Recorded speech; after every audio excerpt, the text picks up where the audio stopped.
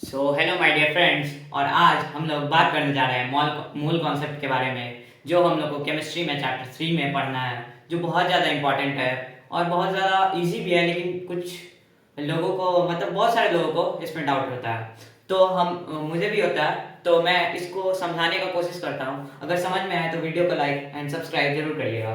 तो पहले देख लेते हैं वन मूल वाला कॉन्सेप्ट कि वन मूल जब कहते हैं ना, तो वन मूल मतलब हम लोग कहते क्या है। तो वन मोल जब हम किसी भी एटम का बात करेंगे ना कि वन मोल ऑफ मान लीजिए हाइड्रोजन या ऑक्सीजन कुछ भी, तो उसमें जो उसका जो मोलर मास होगा ना, जो मतलब मोलर मास नहीं, उसका जो यहाँ पे वेट क्या आ जाएगा।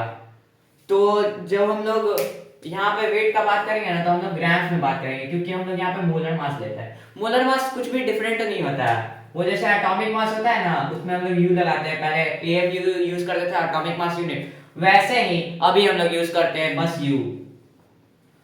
और जब हम लोग मोलर मास लिखते हैं ना, तो उस टाइम में हम लोग बस ग्राम लिख देते हैं।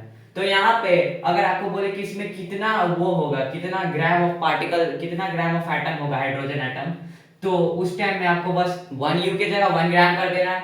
और उसमें कितना नंबर ऑफ हाइड्रोजन एटम होगा, तो बस आपको किसी भी एटम का अगर पूछ लेना कि कितने पार्टिकल्स होंगे 1 मोल में, उसका सीधा सीधा बस जवाब दीजिएगा एवोगैड्रो नंबर, यानी कि 6.022 into 10 to the power 23 particles और एटम्स। अब आगे देख लेते हैं। इतना आपको समझ में आ गया है तो वीडियो को लाइक एंड सब्सक्राइब जरूर करें। तो हम लोग अब रिप्रेजेंटेशन देख लेते हैं कि किसी भी किसी जो हम लोग न्यूमेरिकल्स को बनाएंगे ना, तो उस टाइम में रिप्रेजेंट कैसे करेंगे, तो नंबर ऑफ मोल्स को कैसे रिप्रेजेंट करेंगे देख लीजिए, ये भी बहुत ज्यादा इंपॉर्टेंट है।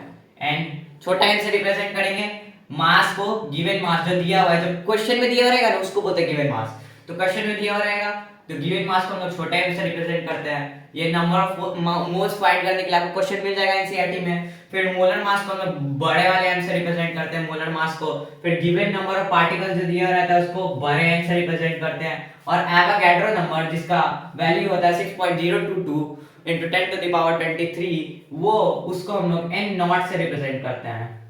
अब आगे देख लेते हैं, कुछ न्यूमेरिकल्स को देख लेते हैं। जो कुछ न्यूमेरिकल्स आते हैं ना इसमें, बस मैं शुरुआत का बताऊंगा, उसके आगे का न्यूमेरिकल्स मैं अगले पार्ट में डाल दूंगा।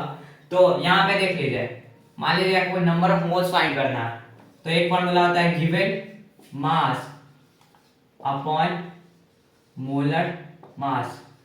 अब ये गिवन मास और मोलर मास होगा किसका, तो गिवन मास जो आपको दिया हुआ रहेगा ना किसी भी एटम का, वो लिख देंगे यहाँ पे। और मोलर मास जो दिया हुआ रहेगा, मोलर मास तो आपको पहले से पता होगा, वो कैसे वो मैं बता देता हूँ।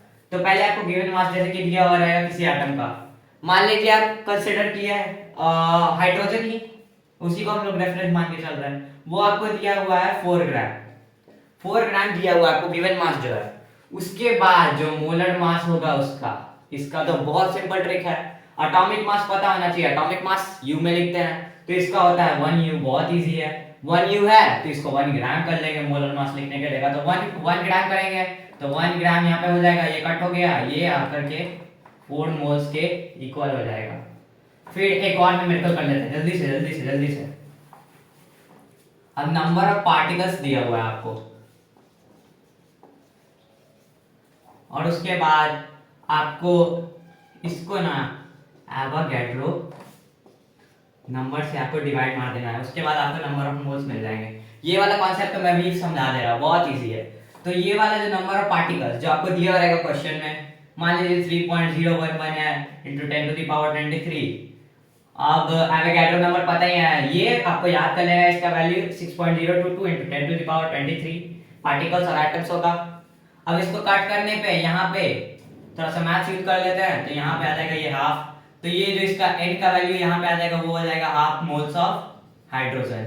जिसका भी होगा उसका बस हाफ मोल्स कर देंगे और उसका एटम का नेम लिख देंगे। अगर समझ में आया हो यहाँ तक तो लाइक और चैनल को सब्सक्राइब जरूर करें।